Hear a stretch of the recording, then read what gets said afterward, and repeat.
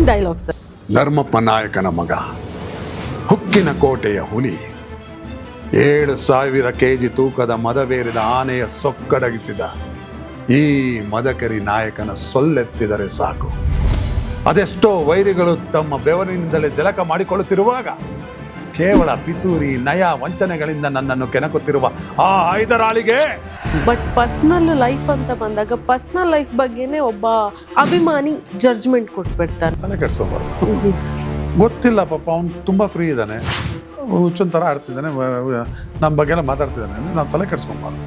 ನಾವು ತಲೆ ಕೆಡಿಸ್ಕೊಂಡ್ರೆ ನೋಡಿ ಇದೆ ಫ್ಯಾನ್ಸ್ ವಾರ. ನಿಮ್ಮ ಕಡೆಯವ್ರು ಯಾರೋ ಏನೋ ಸುಳ್ಳು ಹೇಳಿ ನಮ್ಮ ಕಡೆಯವ್ರು ಏನೋ ಅಂದ್ರು ಅಂದ್ಬಿಟ್ಟು ಜಗಳ ಆಡ್ತಿರ್ತಾರೆ.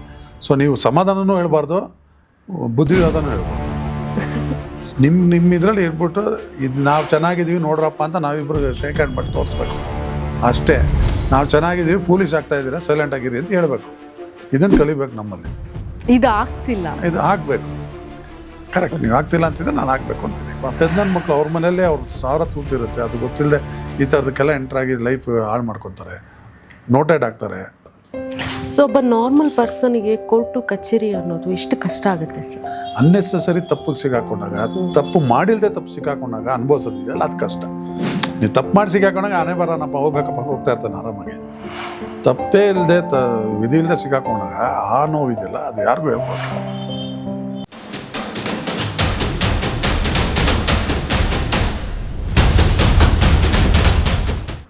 ಪರ್ಸ್ನಲ್ ಲೈಫ್ಗೆ ನಿಮ್ಗೆ ಸ್ಪೇಸ್ ಬೇಕೇ ಬೇಕಲ್ಲ. ಇದು ಮನೆ, ಓಕೆನಾ? ನೀವು ನಿಮ್ಮ ಬ್ರದರೋ ಇಲ್ಲ ಹಸ್ಬೆಂಡ್ ಎಲ್ಲ ಇರ್ತೀರ. ಈ ಮನೆ ಒಳಗಡೆ ನೀವು ಫ್ಯಾನ್ಸ್ನೆಲ್ಲ ಬಿಟ್ಕೊಳಕ್ಕಾಗತ್ತಾ? ನೀವು ಆಚೆ ಹೋಗಬೇಕು, ಗೇಟಲ್ಲಿ ಅವ್ರಿಗೆ ಫೋಟೋ ಕೊಡಬೇಕು, ಅವ್ರಿಗೊಂದಷ್ಟು ಪ್ರೀತಿ ಕೊಡಬೇಕು. ಇಲ್ಲ ಅವ್ರು ಏನೋ ಫಂಕ್ಷನ್ ಮಾಡಿದ್ರೆ ಆ ಟೈಮ್ ನೀವು ಫ್ರೀ ಇದ್ದರೆ, ಅವ್ರ ಮೇಲೆ ಪ್ರೀತಿ ಹುಟ್ಟಿದರೆ ಅವ್ರ ಜಾಗಕ್ಕೆ ಹೋಗಿ ಆ ಫಂಕ್ಷನ್ ಅಟೆಂಡ್ ಮಾಡೋಕ್ಕೂ ಬರಬೇಕು. ಇಷ್ಟೇ, ದಟ್ ಇಸ್ ವಾಟ್ ಫ್ಯಾನ್ಸ್ ಅನ್ನೋದು ಅಷ್ಟೇ. ಫ್ಯಾನ್ಸ್ಗೆ ಏನು ಖುಷಿ ಕೊಡ್ಬೇಕು ನಾವು? ಸಿನಿಮಾ ಮಾಡಿರ್ತೀವಿ, ಅದನ್ನು ನೋಡಿರ್ತಾರೆ, ಆ ರೋಲ್ನ ಅವ್ರು ರೋಲ್ ಮಾಡೋ ಥರ ತೊಗೊಂಡಿರ್ತಾರೆ. ಸೊ ಅವ್ರಿಗೆ ಒಂಥರ ಫೀಲ್ ಆಗಿಬಿಟ್ಟಿರುತ್ತೆ ಅವ್ರಿಗೆ. ಇವ್ರನ್ನೇ ಫಾಲೋ ಮಾಡಬೇಕು ಅನ್ನೋದು ಇರುತ್ತೆ. ಅಂಥವ್ರಿಗೆ ನಾವೇನು ಮಾಡಬೇಕು? ಅವ್ರಿಗೆ ರೋಲ್ ಮಾಡಲಾಗಿ ನಿಲ್ಲಬೇಕು. ಪ್ಲಸ್ ಈ ಥರ ಪಬ್ಲಿಕಲ್ಲಿ ಲೈವಾಗಿ ಸಿಕ್ಕಿದಾಗ ಅವ್ರಿಗೆ ಒಂದು ಫೋಟೋ ಕೊಡೋದಾಗಲಿ, ಇಲ್ಲ ಅವ್ರದ್ದು ಊರಿಗೆ ಹೋದಾಗ ಸರ್ ನಾನು ಹಿಂಗೆ ಕೆಲವರು ಹಚ್ಚಾಕ್ಸ್ಕೊಂಡ್ಬಿಟ್ಟಿರ್ತಾರೆ, ಇನ್ನೊಂದಿರುತ್ತೆ ಪಾಪ. ಅಂಥವ್ರಿಗೆ ಏನೋ ಒಂದು ಚೆನ್ನಾಗಿ ಮಾತಾಡಿಸಿ ಅವ್ರಿಗೊಂದು ಗೌರವ ಕೊಟ್ಟರೆ ಅಲ್ಲಿ ಅವ್ರಿಗೆ ಅವ್ರ ಊರಲ್ಲಿ ಅವ್ರಿಗೆ ಗೌರವ ಸಿಗುತ್ತೆ. ಅಷ್ಟೇ ಫ್ಯಾನ್ಸ್, ಅಷ್ಟೇ. ಇನ್ನೇನಿದೆ? ಫ್ಯಾನ್ಸ್ ಅನ್ನೋದು ಏನು? ಅವರು ತಮಗೆ ಎಷ್ಟು ಕಷ್ಟ ಇದ್ರೂ, ಮನೆ ಕಷ್ಟ ಏನಿದೆಯೋ ಏನೋ ಗೊತ್ತಿಲ್ಲ ಪಾಪ, ಅಂಥದ್ರಲ್ಲಿ ಆ ಟಿಕೆಟ್ಗೆ ದುಡ್ಡು ಅರೇಂಜ್ ಮಾಡಿಕೊಂಡು ಫಸ್ಟ್ ಡೇನೇ ನೋಡಬೇಕು ಅಂತ, ಫಸ್ಟ್ ಡೇಗೆ ಲಾಸ್ಟ್ ಡೇಗೆ ಟಿಕೆಟ್ ರೇಟ್ ಚೇಂಜಸ್ ಇರುತ್ತೆ ಗೊತ್ತಲ್ವಾ? ಫಸ್ಟ್ ಡೇ 2,000 ಇರುತ್ತೆ, ಲಾಸ್ಟ್ ಡೇಗೆ 300 ರೂಪಾಯಿ ಇರುತ್ತೆ. ಅಂಥವ್ರಲ್ಲೂ 2,000 ರೂಪಾಯಿ ಟಿಕೆಟ್ಗೆ ಹೋಗ್ತಾರೆ ಅವ್ರು, ಕಷ್ಟ ಇರಲಿ ಮಾಡಲಿ. ಅಂಥ ಫ್ಯಾನ್ಸ್ಗೆ ನಾವೇನು ಮಾಡಬೇಕು? ರೋಡಲ್ಲಿ ಸಿಕ್ಕಿದಾಗ ಬಾಯಿ ಮುಚ್ಚ ನಿಂತ್ಕೋಬೇಕು, ಅವ್ರಿಗೆ ಟೈಮ್ ಕೊಡಬೇಕು, ಫೋಟೋ ಕೊಡಬೇಕು. ಇನ್ನೊಂದು ಫ್ಯಾನ್ಸ್ಗೆ ಏನು ಮಾಡಬೇಕು ಅದು ಮಾಡಲೇಬೇಕು ನಾವು. ಅದೇ ನಾನು ನಿಮ್ಗೆ ಹೇಳಿದ್ದೆ, ಈಗ ನಾವು ಬಂದರೆ ಕಾರಲ್ಲೇ ಬರಬೇಕು. ಅವ್ರು ನಮ್ಮನ್ನ ಆ ಥರ ನೋಡ್ತಿರ್ತಾರೆ, ಇಮ್ಯಾಜಿನೇಷನಲ್ಲಿರ್ತಾರೆ. ಆ್ಯಕ್ಟರ್ ಅಂದರೆ ಹಿಂಗಿರ್ತಾರಪ್ಪ, ಹಿಂಗೆ ಕಾರಲ್ಲಿ ಬರ್ತಿರ್ತಾರೆ, ಹಿಂಗೆ ಅವ್ರಿಗೆ ಹಂಗೆ ಕಾಣಿಸ್ಕೊಬೇಕು ನಾವು. ನಮಗೆ ಕಷ್ಟ ಇದೆಯಲ್ಲೋ ಗೊತ್ತಿಲ್ಲ, ಕಾರ್ ಪೆಟ್ರೋಲ್ ಇದೆಯಲ್ಲೋ ಗೊತ್ತಿಲ್ಲ, ನೀವು ಹೆಂಗೆ ಕಾಣಿಸ್ಕೊಬೇಕು ಹಂಗೆ ಕಾಣಿಸ್ಕೊಬೇಕು. ಅರ್ಥ ಆಯ್ತಾ? ಪರ್ಸ್ನಲ್ ಲೈಫ್ ಬಂದಾಗ ಯಾವುದೇ ಕಾರಣಕ್ಕೂ ಎಂಟ್ರಿ ಬರೋಕ್ಕೆ ಸಾಧ್ಯನೇ ಇಲ್ಲ. ಸೊ ಪರ್ಸ್ನಲ್ ಲೈಫ್ ಬಗ್ಗೆ ಸೆಲೆಬ್ರಿಟಿ ಲೈಫಲ್ಲಿ ಜಡ್ಜ್ ಮಾಡೋ ಅಂಥ ಆಡಿಯನ್ಸಿಗೆ ಏನು ಹೇಳ್ತೀರಾ?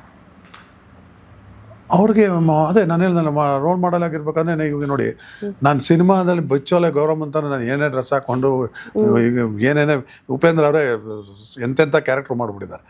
ಇವಾಗ ನಿಮ್ಮ ಗಂಡದ ನೋಡ್ಕೊ, ಇನ್ನೊಂದು ಮಾಡ್ತಾರೆ, ಇದು ನೋಡಿ ಇದು ಈ ಪ್ರಪಂಚ, ಅದು ಇದು ಅಂತೆಲ್ಲ ಹೇಳ್ತಾರೆ. ಬಟ್ ಅವ್ರ ಫ್ಯಾಮಿಲಿ ಲೈಫ್ ಎಷ್ಟು ಚೆನ್ನಾಗಿದೆ. Personal life is personal life. ಅಂದರೆ ಈ ಥರನೂ ಇರ್ತಾರೆ ಜನ ಅನ್ನೋದನ್ನು ತೋರ್ಸೋಕ್ಕೋಸ್ಕರ ಆ ಥರ ಪಾತ್ರಗಳು ಮಾಡೋದು ನಾವು, ಅಲ್ವಾ? ಸ್ವತಃ ನಾವು ಆ ಥರ ನಾವು ಅಲ್ಲ, ನಾವು ಆ ಥರ ಅಲ್ಲ. ನಾನೀಗ ಒಂದು ಫ್ಯಾಮ್ಲಿಗೆ ಅಲ್ಲಿ ಮೋಸ ಮಾಡ್ತಿರ್ತೀನಿ, ಅವನು ಯಾರೋ ಹೆಣ್ಣಿಗೇನೋ ಚುಡಾಯಿಸ್ತಿರ್ತೀನಿ, ಇನ್ನೊಂದು ಮಾಡ್ತಿರ್ತೀನಿ. ಈ ಥರ ಒಂದು ಕ್ಯಾರೆಕ್ಟರ್ಸ್ ಇದೆ, ಎಚ್ಚರ ತೋಳಿ ಅಂತ ಜನಕ್ಕೆ ತೋರಿಸೋದಕ್ಕೋಸ್ಕರ ಆ ಪಾತ್ರಗಳು ಮಾಡೋದು ನಾವು. ವಜ್ರಮುನಿ ಅವ್ರನ್ನ ನೆನೆಸ್ಕೊಂಬಿಟ್ರೆ ನೀವೇ ಯೋಚನೆ ಮಾಡಿ. ಮಕ್ಕಳೇ ಎದುರ್ಕೊಳ್ಳೋರು. ಜಗ್ಗ ಅಂತ ನನ್ನ ಫ್ರೆಂಡ್ ಅವನು, ವಜ್ರಮುನಿ ಅವ್ರ ಮಗ. ಅವರೆಲ್ಲ ಹೇಳೋರು ನಮಗೆ ಕಥೆಗಳು. ಅವ್ರ ಅಣ್ಣ ಅವರೆಲ್ಲ ಅಪ್ಪನ ಹತ್ರ ಹೋಗೋಕ್ಕೆ ಎದುರುತ್ತಾ-ಇದ್ರು. ಅಂದರೆ ಆ ಥರ ಪಾತ್ರನ ಅಳವಡಿಸ್ಕೊಂಡು ಇನ್ವಾಲ್ವ್ ಆಗಿ ಅಂಥ ಒಂದು ಔಟ್ಪುಟ್ ಕೊಡ್ತಿದ್ರು ಅವರು, ಪರ್ಫಾರ್ಮೆನ್ಸ್. ಸೊ ಬಟ್ ಅವ್ರ ನಿಜ ಜೀವನದಲ್ಲಿ ಎಂಥ ಜೆಂಟ್ಲ್ಮನ್ ಅವರು, ವಜ್ರಮುನಿಯವರು ಅಲ್ವಾ? ಅಂತ ಅವರೊಬ್ಬರೇ ಅಲ್ಲ, ಎಲ್ಲ ಆ್ಯಕ್ಟರ್ಸ್. ನಿಮ್ಮನ್ನು ನೋಡಿದಾಗೂ ನಂಗೆ ಅದೇ ಅನಿಸಿದ್ದು. ಆ್ಯಕ್ಚುಲಿ ನೀವು ಬರೋಕ್ಕಿಂತ ಮುಂಚೆ ಇಷ್ಟು ವಿಲನ್ ಕ್ಯಾರೆಕ್ಟರ್ ಮಾಡಿದ್ದಾರೆ ಹೆಂಗೋ ಏನೋ ಅನ್ನೋದು ನಾನು ಕ್ಯಾಲ್ಕುಲೇಟ್ ಮಾಡ್ತಾ ಇದ್ದೆ. ಆ್ಯಕ್ಚುಲಿ ನನಗೆ ವಿಲನ್ ಥರ ಫೀಲ್ ಆಗಿಲ್ಲ ಸರ್ ಆ್ಯಕ್ಚುಲಿ. ಅದನ್ನೇ ಹೇಳೋದು ನಿಮಗೆ ಇದೆ ಇಷ್ಟೇ. ಪರ್ಸ್ನಲ್ ಲೈಫ್ಗೂ ಫ್ಯಾನ್ಸು ಇಷ್ಟೇ ವ್ಯತ್ಯಾಸ. ಫ್ಯಾನ್ಸು ನಮಗೋಸ್ಕರ ಅವರು ಟಿಕೆಟ್ ದುಡ್ಡು ಕೊಟ್ಟು ಇವಾಗ ನಮ್ಮ ದರ್ಶನ್ ಇಲ್ವಾ ಸೆಲೆಬ್ರಿಟಿ ಅಂತ ಎದೆಲೆ ಹಚ್ಚಾಕ್ಸೋನಿಲ್ವಾ ಆ ಥರ ಎಲ್ಲ ಎಷ್ಟೋ ಇದಿದೆ. ಅವ್ರಿಗೆ ರೆಸ್ಪೆಕ್ಟ್ ನಾವು ಕೊಡಲೇಬೇಕು. ಹಾಗಂತ ಹೆಂಗೆಂಗೋ ಅವ್ರನ್ನ ತುಂಬ ಮೈಮೇಲೆ ಹಾಕ್ಕೊಂಡ್ರು ಅದು ಅರ್ಥ ಇಲ್ಲ. ಆ ಥರ ಬರೋಲ್ಲ. ಯಾರೋ ಕೆಲವು ಹುಚ್ಚ ಅಭಿಮಾನಿಗಳು ಇರ್ತಾರೆ ಪಾಪ, ಏನೇನೋ ಮಾಡ್ಕೊಂಡ್ಬಿಡ್ತಾರೆ, ಏನೇನೋ ಆಗೋಗುತ್ತೆ. ಆ ಥರ ಎಲ್ಲ ಆಗಿದೆ. ಅಂದರೆ ಒಬ್ಬ ಆ್ಯಕ್ಟ್ರ್ ಆಗಿ ಇಷ್ಟಪಟ್ಟಿರ್ತಾರೆ ಸರ್, ಬಟ್ ಪರ್ಸ್ನಲ್ ಲೈಫ್ ಅಂತ ಬಂದಾಗ ಪರ್ಸ್ನಲ್ ಲೈಫ್ ಬಗ್ಗೆನೇ ಒಬ್ಬ ಅಭಿಮಾನಿ ಜಡ್ಜ್ಮೆಂಟ್ ಕೊಟ್ಬಿಡ್ತಾನೆ. ಅದೇ ವಾರ್ ಅದನ್ನೇ ಹೇಳಿದ್ದೆ, ತಲೆ ಕೆಡ್ಸ್ಕೋಬಾರ್ದು. ಗೊತ್ತಿಲ್ಲ ಪಾಪ, ಅವ್ನು ತುಂಬ ಫ್ರೀ ಇದ್ದಾನೆ, ಹುಚ್ಚೊಂದು ಥರ ಆಡ್ತಿದ್ದಾನೆ, ನಮ್ಮ ಬಗ್ಗೆ ಎಲ್ಲ ಮಾತಾಡ್ತಿದ್ದಾನೆ ಅಂದರೆ ನಾವು ತಲೆ ಕೆಡ್ಸ್ಕೊಬಾರ್ದು. ನಾವು ತಲೆ ಕೆಡ್ಸ್ಕೊಂಡ್ರೆ ನೋಡಿ ಇದೆ ಫ್ಯಾನ್ಸ್ ವಾರ್ ಆಗೋದು. ಅದಕ್ಕೆ ಆನ್ಸರ್ ಮಾಡಲೇಬಾರ್ದು. ಯಾವುದೇ ಸ್ಟಾರ್ ಆಗಲಿ, ಈಗ ನೀವೊಬ್ರು ನಾವೊಬ್ರು, ನಮ್ಮಿಬ್ಬರ ಬಗ್ಗೆ ನಿಮ್ಮ ಕಡೆಯವ್ರು ಯಾರೋ ಏನೋ ಸುಳ್ಳು ಹೇಳಿ ನಮ್ಮ ಕಡೆಯವ್ರು ಏನೋ ಅಂದರು ಅಂದ್ಬಿಟ್ಟು ಜಗಳ ಆಡ್ತಿರ್ತಾರೆ. ಸೊ ನೀವು ಸಮಾಧಾನನೂ ಹೇಳ್ಬಾರ್ದು, ಬುದ್ಧಿವಾದನೂ ಹೇಳ್ಬಾರ್ದು. ನಿಮ್ಮ ಇದರಲ್ಲಿ ಇರ್ಬಿಟ್ಟು ಇದು ನಾವು ಚೆನ್ನಾಗಿದ್ದೀವಿ ನೋಡ್ರಪ್ಪ ಅಂತ ನಾವಿಬ್ಬರು ಶೇಕ್ ಹ್ಯಾಂಡ್ ಮಾಡಿ ತೋರಿಸ್ಬೇಕು ಅಷ್ಟೇ. ನಾವು ಚೆನ್ನಾಗಿದ್ದೀವಿ, ಫೂಲಿಶ್ ಆಗ್ತಾ ಇದ್ದೀರಾ, ಸೈಲೆಂಟ್ ಆಗಿರಿ ಅಂತ ಹೇಳಬೇಕು. ಇದನ್ನು ಕಲಿಬೇಕು ನಮ್ಮಲ್ಲಿ. ಇದು ಆಗ್ತಿಲ್ಲ, ಇದು ಆಗಬೇಕು. ಕರೆಕ್ಟ್, ನೀವು ಆಗ್ತಿಲ್ಲ ಅಂತಿದ್ರೆ ನಾನು ಆಗಬೇಕು ಅಂತಿದ್ದೀನಿ. ಓಕೆ, ಕರೆಕ್ಟ್ ಅಲ್ವಾ? ನೀವು ಹೋಗ್ಬಿಟ್ಟು ನೀವು ಸಪ್ರೇಟಾಗಿ ಸಮಾಧಾನ ಹೇಳಿದ್ರೆ ಅದ್ರಲ್ಲಿ ಕೆಲವರು ಹುಚ್ಚರು ಬೇಕು ಅಂತಿರ್ತಾರೆ, ಇಲ್ಲ ನಿಮ್ಮ ಆಗದೇ ಇರೋರು ಕ್ರಿಯೇಟ್ ಮಾಡ್ತಿರ್ತಾರೆ. ಅದ್ರ ಬದಲು ನಾವಿಬ್ಬರೇ ಬಂದ್ಬಿಟ್ಟು ಜೊತೆ ಹೆಗ್ಲ ಮೇಲೆ ಕೈ ಹಾಕ್ಕೊಂಡು ಮಾತಾಡ್ಸ್ಬಿಟ್ರೆ, ಲೇ ನಾವು ಚೆನ್ನಾಗಿದ್ದೀವಿ, ಯಾರ ನೀವೆಲ್ಲ ಹುಚ್ಚು ನನ್ನ ಮಕ್ಕಳು ಸೈಲೆಂಟ್ ಆಗಿರೋ ಅಂದರೆ ಮುಗಿದೋಯ್ತು. ಇನ್ನೊಂದು ಸಲ ಎಲ್ಲ ಮಾಡಿದ್ರೆ ಒದ್ದು ಒಳಗಾಕ್ರಿ ಪೊಲೀಸವ್ರಿಗೆ ಮೀಡಿಯಾ ಮೂಲಕ ಹೇಳ್ತಾ ಇದ್ದೀನಿ ತಂದುಬಿಟ್ರೆ ಒಬ್ಬ ಸ್ಟಾರ್ ಆದವರು ಎಲ್ಲಾಗುತ್ತೆ ಗಲಾಟೆ ಎಲ್ಲ. ಇವೆಲ್ಲ ಸುಮ್ಮನೆ, ಇವೆಲ್ಲ ವೇಸ್ಟ್. ಇದು ಅಟ್ಲೀಸ್ಟ್ ನಾವಿಬ್ಬರು ಮಾತಾಡದೇ ಇದ್ರು, ನಾವಿಬ್ಬರು ನಮಗೂ ನಿಮಗೂ ಆಗದೇ ಇದ್ರು, ಈ ಜನಕ್ಕೆ ಅವರು ಯೋಗಕ್ಷೇಮಕ್ಕೋಸ್ಕರ ಆದರು, ಫ್ಯಾನ್ಸ್ಗೆ ಒಂದು ಚೆನ್ನಾಗಿರಲಿ ಅನ್ನೋದಕ್ಕಾದರೂ ಅಟ್ಲೀಸ್ಟ್ ಒಂದಿನ ಒಂದು ಕ್ಯಾರೆಕ್ಟರ್ ಥರ ಬಂದು ಅಟ್ಲೀಸ್ಟ್ ನಾವಿಬ್ಬರು ಚೆನ್ನಾಗಿದ್ದೀವಿ ಕಣ್ರಯ್ಯ, ಮುಚ್ಕೊಂಡಿರ್ರ ಅಂತನಾದ್ರು ಹೇಳ್ಬೋದಲ್ಲ. ಮಾಡಬೇಕದು ಅಲ್ವಾ? ಅದು ಮಾತ್ರ ಒಳ್ಳೇದು. ಸೆಲೆಬ್ರಿಟಿಯಾಗಿ ಅದೊಂದು ಕರ್ತವ್ಯ ಅಲ್ವಾ ಸರ್? ಕರ್ತವ್ಯ. ಪಾಪ ಅವರೆಲ್ಲ ಯಾರೋ ಹೊಡೆದಾಡ್ಕೊತಾರೆ, ಜೈಲಿಗೆ ಹೋಗ್ತಾರೆ. ನೋಡಿ ಈಗ ಯಾರೋ ಹೆಣ್ಮಕ್ಳಿಗೆ ಆರ್ಟಿಸ್ಟ್ಗಳಿಗೆ ಏನೋ ಅಂದ್ರು ಅಂತ ಅವರೆಲ್ಲ ಜೈಲಿಗೆ ಹಾಕಿಸ್ತಾರೆ. ಅವ್ರು ತಪ್ಪು ಅಂತಲ್ಲ ಪಾಪ, ಅವ್ರಿಗೆಲ್ಲ ಸುಮ್ಮನೆ ತೇಜೋವಧನೆ ಮಾಡೋದು, ಇನ್ನೊಂದು ಮಾಡೋದು, ಪರ್ಸ್ನಲ್ ಲೈಫ್ ನೀವು ಹೇಳ್ದಂಗೆ ಪರ್ಸ್ನಲ್ ಫ್ಯಾಮಿಲಿಗೆಲ್ಲ ಹರ್ಟ್ ಮಾಡೋದು, ಇವೆಲ್ಲ ಮಾಡಿದ್ರೆ ಪೆದ್ದನ ಮಕ್ಕಳು ಅವ್ರ ಮನೆಯಲ್ಲೇ ಅವ್ರು ಸಾವಿರ ತೂತಿರುತ್ತೆ. ಅದು ಗೊತ್ತಿಲ್ಲದೆ ಈ ಥರದಕ್ಕೆಲ್ಲ ಎಂಟ್ರಾಗಿ ಲೈಫ್ ಹಾಳು ಮಾಡ್ಕೊತಾರೆ, ನೋಟೆಡ್ ಆಗ್ತಾರೆ. ಹೌದು, ಚಿಕ್ಕ ವಯಸ್ಸಿಗೆ ಇವಾಗೇನೋ ಫ್ಯಾನ್ಸ್ ಅಂದ್ಕೊಂಡು ಏನೋ ಇದು ಮಾಡ್ಕೊಂಡಿರ್ತಾರೆ. ಬೆಳೀತಾ ಬೆಳೀತಾ ಬೆಳೀತಾ ಅವ್ರಿಗೆ ಗೊತ್ತಾಗುತ್ತೆ ಅವ್ರು ಏನೇನು ತಪ್ಪು ಮಾಡಿದ್ರು ಅಂತ. ಅವಾಗ ಅದನ್ನ ಮುಚ್ಕೊಳ್ಳೋಕ್ಕೂ ಆಗಲ್ಲ, ಹಂಗಾಗ್ಬಿಡ್ತಾರೆ.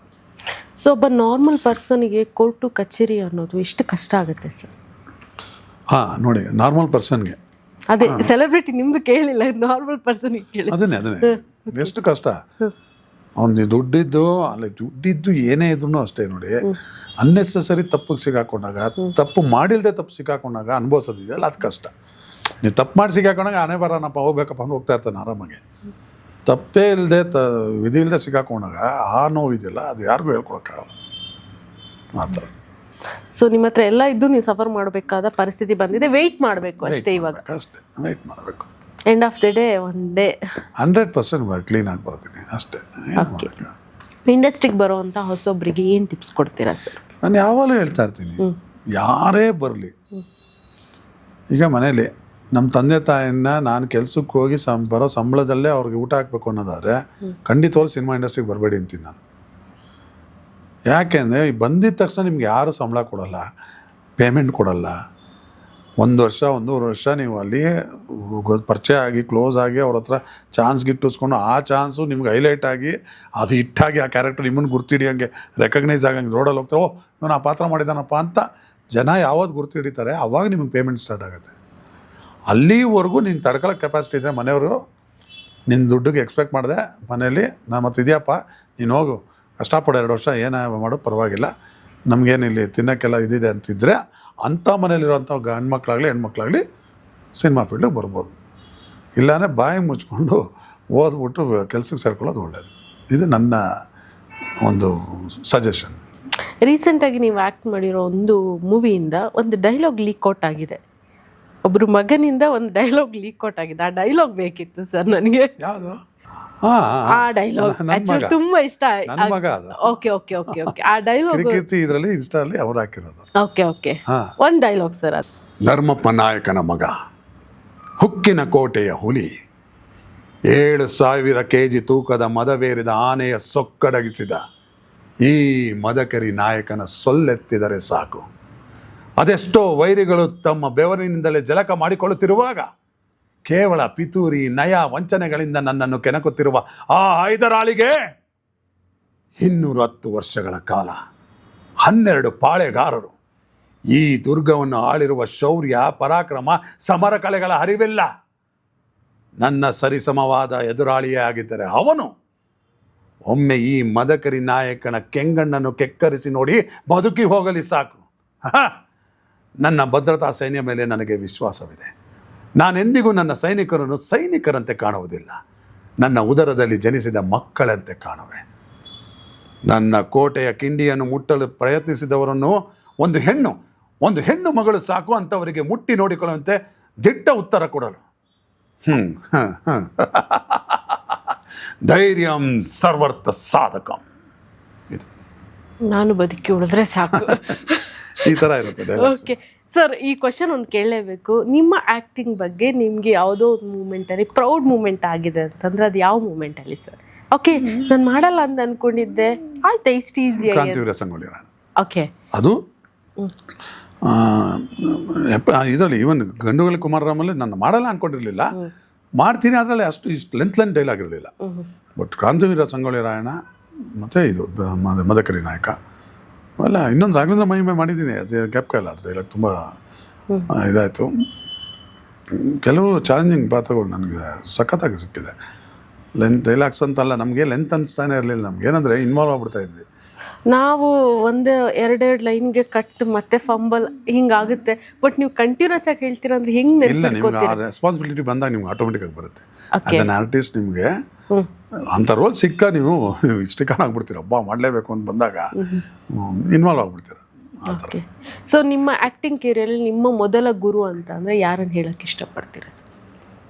ಆ್ಯಕ್ಟಿಂಗ್ ಕೆರಿಯರ್ ನಾವು ವರ್ಸಟೈಲ್ ಇವರು, ನಮ್ಮ ಕಮಲ್ ಹಾಸನ್ನು, ನಮ್ಮ ವಿಷ್ಣು ಸರು ಎಲ್ಲ ಭಯಂಕರ. ಈಗ ಈ ಥರದ ರೋಲ್ಗಳು ತಗೊಂಡು ನಮ್ಮ ರಾಜ್ಕುಮಾರ್ ಸರು ಎಲ್ಲನೂ ಇದು ಮಾಡಿದ್ದೀನಿ. ಪ್ರಕಾಶ್ ರೈ ಅವ್ರನ್ನ ಫಾಲೋ ಮಾಡ್ತೀನಿ ಒಂದು ಟೈಮು.